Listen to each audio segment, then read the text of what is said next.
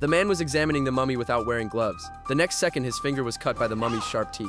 Blood quickly gushed from the tip of his finger. He rushed to the medical kit in a panic, completely unaware that his blood had already spilled over the mummy's body. He did not know the mummy that had come into contact with blood had begun to change. He hastily wrapped his wound with tape, then prepared to separate the mummy from the stone slab, but found that they had already fused into one. Helplessly, he picked up a metal piece nearby and slid it back and forth through the gap. Before long, he successfully separated the mummy from the stone slab.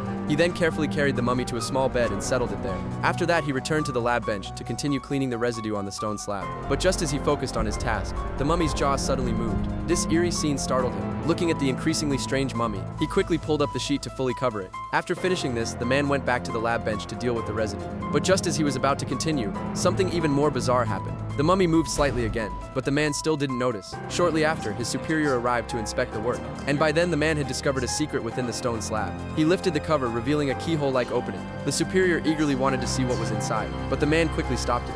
Judging from experience, he believed there was likely a trap mechanism inside. He then used pliers to clamp the metal piece and carefully inserted it into the hole.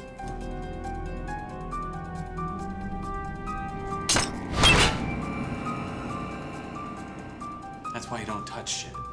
As he pressed the metal piece again, the secret compartment in the stone slab finally opened. Inside was a gilded skeletal staff, staring at the short golden staff. The man could hardly believe that this was the treasure they had been searching for. At that moment, the general who was watching backstage said, "This was the legendary golden staff.